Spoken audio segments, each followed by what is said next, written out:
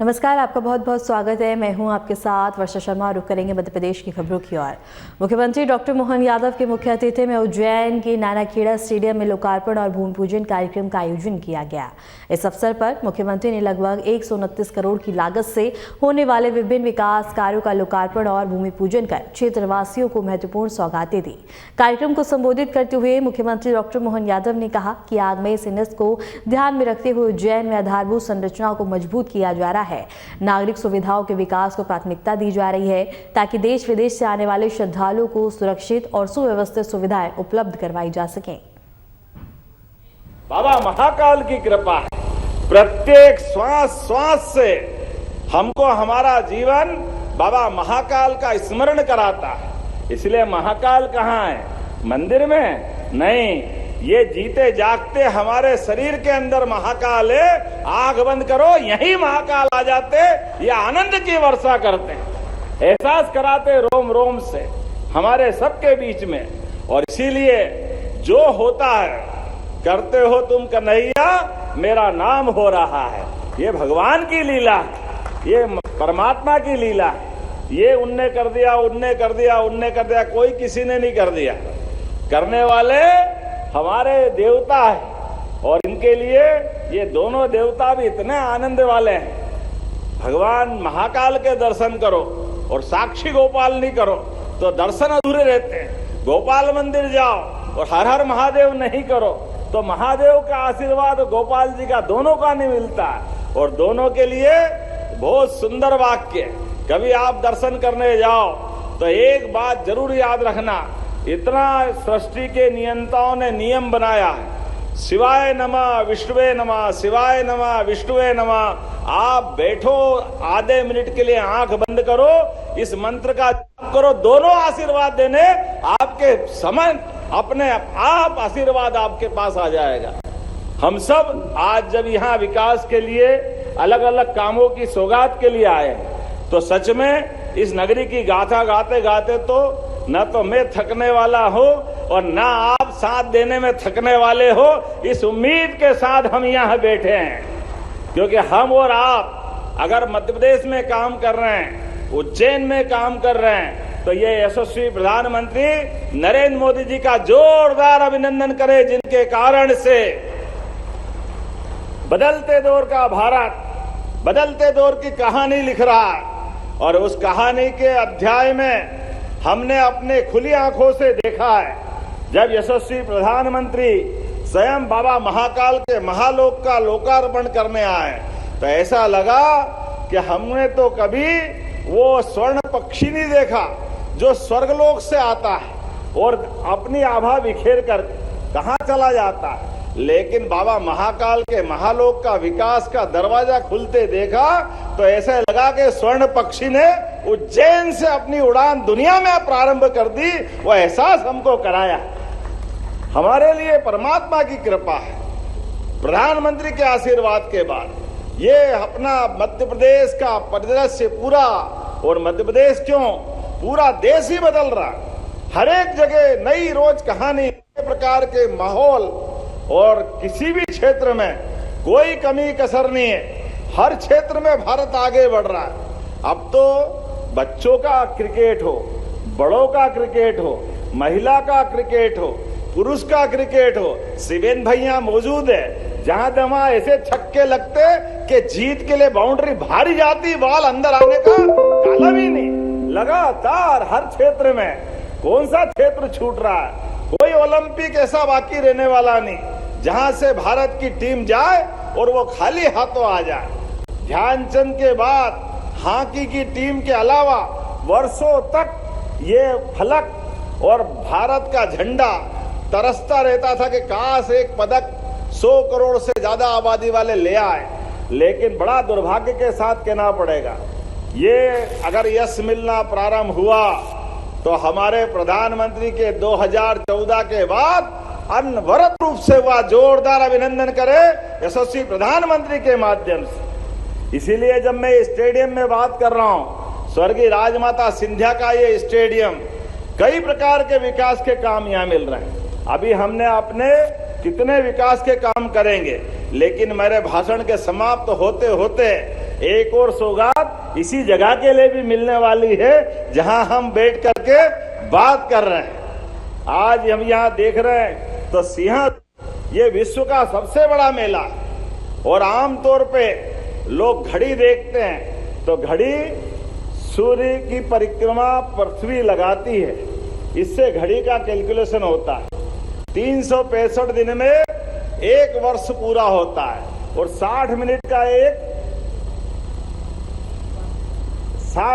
का एक घंटा, आधा घंटा 30 मिनट का दुनिया इसी पे जानती है। लेकिन जिस जगह हम बात कर रहे हैं ये है ग्रहों की चाल। हमारे 9 ग्रह में से सूर्य की परिक्रमा पृथ्वी कर रही, इसलिए हमारा स्टैंडर्ड टाइम उससे मिलता है। लेकिन हम जिसकी बात कर रहे हैं वो इससे और आगे जाके बात कर रहे हैं। वो हमारे नक्षत्रों की गिनती कराते हैं। नक्षत्र अर्थात 27 नक्षत्र और 27 नक्षत्र एक साल में 4 बार आते हैं। इसलिए हमारे ऋषि मुनियों का भी सम्मान करने के लिए जिनने 1 साल की तपस्या की उन महाराज को हम 108 के माध्यम से जानते हैं और जिनने 1 साल से ज्यादा तप किया उनको 1008 लगाते हैं। ये गौरवशाली गिनती भी हमारे लिए उज्जैन की देन है, भारतीय कालगणना की देन। ये ग्रहों की गिनती, नक्षत्रों की गिनती, ये दुनिया में हमारे ब्रह्मांड सहित संसार के उदय और अस्त का हिसाब अगर किसी धरती से लगता है हम भाग्यशाली है। ये बाबा महाकाल की धरती से हिसाब होता है। इसलिए आज जब मैं बात कर रहा हूं तो विश्व का सबसे बड़ा मेला सिंहस्थ यह अकेला उज्जैन का नहीं है, मध्य प्रदेश का नहीं है, देश का नहीं, ये दुनिया का सबसे बड़ा मेला है। जोरदार अभिनंदन करें दुनिया के लिए। सनातन संस्कृति को जानने वाले और सनातन संस्कृति को मानने वाले और सनातन संस्कृति को समझने वाले, जो हमारे धर्म वाले वो भी, जो हमारे धर्म वाले नहीं हैं वो सब उज्जैन आएंगे और यहाँ आकर के यहाँ के अलग अलग प्रकार के वैभवों को देखेंगे, जानेंगे, समझेंगे, सीखेंगे, देखेंगे कि हाँ ये इतने बड़ी संख्या में लोग अपने संसाधन से कैसे आ जाते हैं और 1 महीना सबके बीच क्या साधु, क्या संत, क्या समाज, क्या कोई समाज का आदमी, हर एक कोई माँ छिपड़ा में डुबकी लगाकर अपना जीवन धन्य करना चाहता है। ये वाकई अद्भुत लीला है। ये हमारा 2028 में होने वाली, इसलिए हमने सारे प्रबंधन किए हैं। उज्जैन से आने जाने के प्रत्येक मार्ग, हमारे रेल के इंतजाम, हमारे बस के इंतजाम, एक एक करके वो सारी सौगातें मिलती जा रही। एक 24 घंटे के अंदर अब 5 करोड़ लोग स्नान कर सकेंगे। 5 करोड़ 30 किलोमीटर के घाट बन रहा है, 30 किलोमीटर के। और पहली बार 2004 के बाद, 1992 के बाद, बल्कि 80 के बाद छिपरा के जल से छिपरा का स्नान होगा। 1967 में हुआ था जब बताते 2 सिंहस्थ हुए थे। लेकिन उसके बाद पहली बार हम और आप भाग्यशाली होंगे, छिपरा के जल से छिपरा का स्नान का मौका मिलेगा।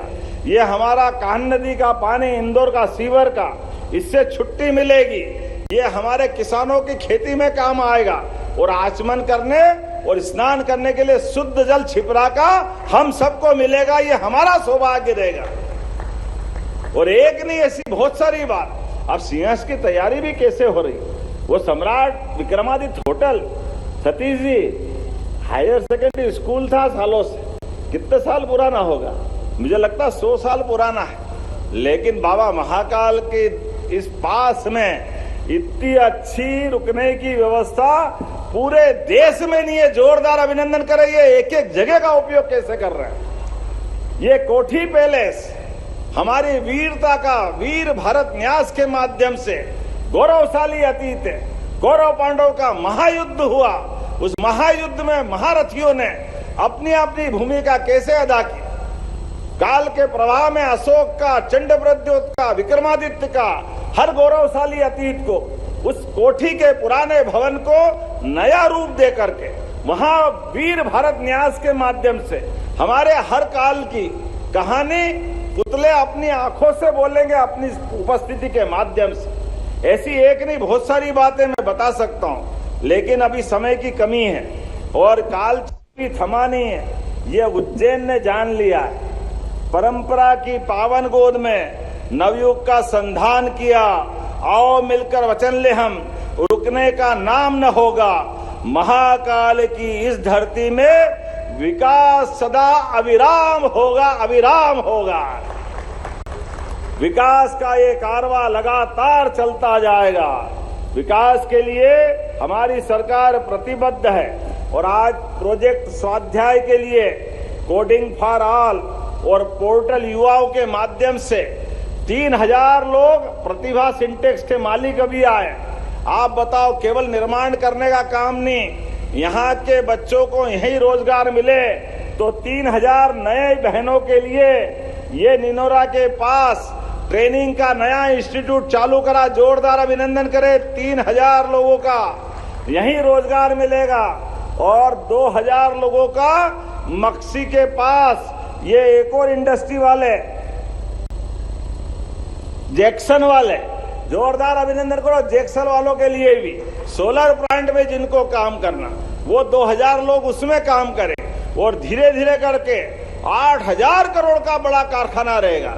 ऐसे एक नहीं, ढेर सारी सौगातें मिलेगी। उज्जैन के चारों तरफ से जितने प्रकार से काम हो सकते हैं, लेकिन अब हमारे उज्जैन में जॉब रेडी, स्टार्टअप रेडी और फ्यूचर रेडी बनाने के लिए ये सारे काम युवाओं के लिए चलने वाले हैं। मैं अपनी ओर से सारी मदद करने को तैयार हूं और नई तकनीकों, आर्टिफिशियल इंटेलिजेंस के माध्यम से सभी प्रकार के संसाधन लगाते हुए विकास के प्रत्येक काम को आगे बढ़ा रहे हैं। हमारा आईटी पार्क भी इंजीनियरिंग कॉलेज का बबूल का जंगल, हमको मालूम है कैसा आते आते तो किसी के खेत पे बबूल नहीं मिलते, लेकिन इतने बड़े इंजीनियरिंग कॉलेज में बबूल ही बबूल थे। हमारा सबका दिमाग द्रुपद सिंह जी अपने बीच में, किसी के खेत पे इतने झाड़ जंगल दिखे क्या? शर्म आती थी। 1965 में इंजीनियरिंग कॉलेज का कैंपस था, लेकिन आज वहां आईटी पार्क बन रहा है, साइंस पार्क बन रहा है, साइंस सिटी बन रही है। जोरदार अभिनंदन करें सब तरफ से, हर एक क्षेत्र में, और एक के बाद एक। अभी नए निर्माण तो चल ही रहे हैं, लेकिन जो लोकार्पण हो रहा है, कभी सोचा था अपने 2 तालाब के यहां से 4 लेन जो चालू होगा कि ऋषिनगर से होता हुआ वो यातायात थाने से आगे बढ़ करके बिड़ला चौराहे से निकाल करके तारामंडल और इंजीनियरिंग कॉलेज के कैंपस को बाहर करता हुआ नागझीरी तक जाएगा। जोरदार अभिनंदन करें, कितना सुंदर रोड बना। और इस रोड के बनने से हमारे इस इंदौर रोड के ट्रैफिक के कारण से आम जनता की सुविधा वहां मिलेगी, एक्सीडेंट से बचेंगे, शहर का विकास होगा। ऐसे ही ये हमारे बाईपास से जो दूसरा बाईपास बना, वहां से अंदर ला करके फिर एक 4 लेन सीधा बाबा महाकाल तक छोड़ के आएगा।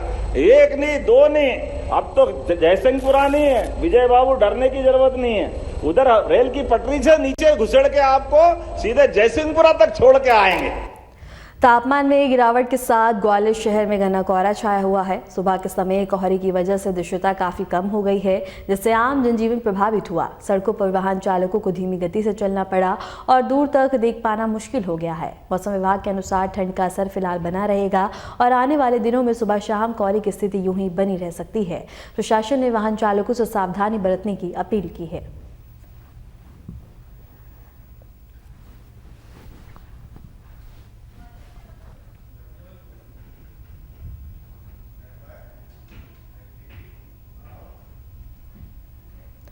जबलपुर हाईकोर्ट से 27 परिवारों को बड़ी राहत मिली है। 70 साल पुरानी आदिवासी बस्ती पर प्रस्तावित कार्रवाई पर फिलहाल रोक लगा दी गई है। कोर्ट ने स्टे मिलने के बाद स्थानीय शहरवासियों में खुशी का माहौल है और इसके साथ ही पीढ़ियों से बसे इन परिवारों को अब कानूनी संरक्षण मिला है, जबकि प्रशासन की अगली कार्रवाई में भी सवाल खड़े हो गए हैं।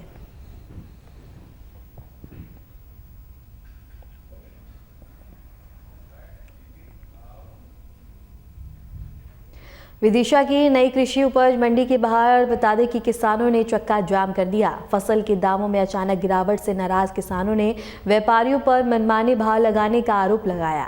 इस प्रदर्शन के कारण मंडी के बाहर मुख्य मार्ग पर यातायात बाधित हो गया और शमशानाबाद क्षेत्र के गांव से आए किसान अर्जुन मीणा ने बताया कि 3 दिन पहले उन्हें अपनी फसल के लिए बता दें कि पैसे भाव मिला था। हालांकि सोमवार को उसी फसल का दाम कटकर 3300 रुपये प्रति क्विंटल कर दिया गया। उन्होंने आरोप लगाया कि मंडी में व्यापारियों की मनमानी चल रही है। इस मामले में व्यापारी पक्ष का कहना है कि फसलों के भाव ऊपर तय होते हैं। व्यापारी आशीष महेश्वरी ने बताया कि पिछले कुछ दिनों से भाव लगाकर बढ़ रहे हैं, लेकिन सोमवार को लगभग 100 से 200 रुपए प्रति क्विंटल की गिरावट दर्ज की गई। उन्होंने स्पष्ट किया कि व्यापारियों ने नीलामी बंद कर दी थी, बल्कि किसानों के हंगामे के कारण नीलामी प्रभावित हुई।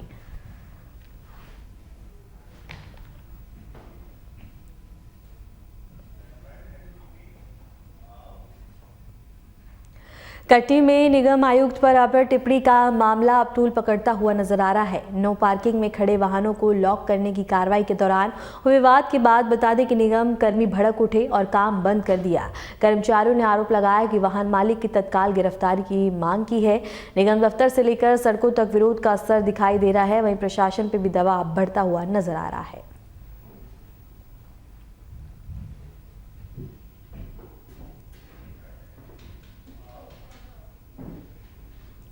पुत्रदा एकादशी की पावन अवसर पर उज्जैन के प्रसिद्ध बाबा महाकालेश्वर मंदिर में श्रद्धालुओं का सैलाब देखने को मिला। तड़के भस्म और पवित्र आरती के समय हजारों की संख्या में भक्त भगवान महाकाल के दर्शन के लिए मंदिर पहुंचे। मंदिर परिसर में हर हर महादेव के जयकारों से वातावरण भक्तिमय हो गया। श्रद्धालुओं ने विधि विधान से पूजा अर्चना कर परिवारों की सुख समृद्धि और संतान सुख की कामना की। भीड़ को देखते हुए मंदिर प्रशासन द्वारा सुरक्षा और व्यवस्थाओं के पुख्ता इंतजाम किए गए, जिससे श्रद्धालुओं ने शांतिपूर्वक दर्शन किए।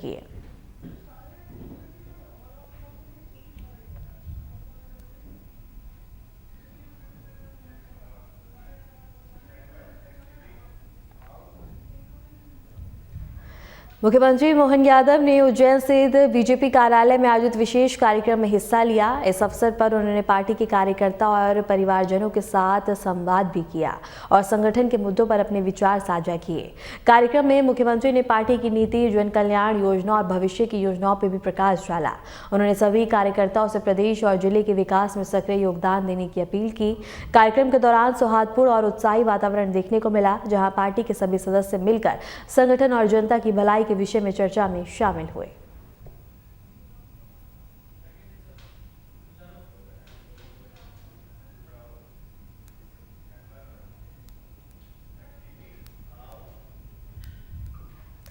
भारत की धरती पर ऐसे कई ऐतिहासिक स्थल हैं जो केवल सत्यापन नहीं बल्कि एक संपूर्ण दर्शन को दर्शाते हैं। मध्य प्रदेश के छतरपुर जिले में स्थित खजुराहो मंदिर ऐसा ही एक अद्भुत उदाहरण है। कामुक मूर्तियों से जुड़ी चर्चाओं के बीच अक्सर इसका वास्तविक इतिहास अनदेखा रह जाता है।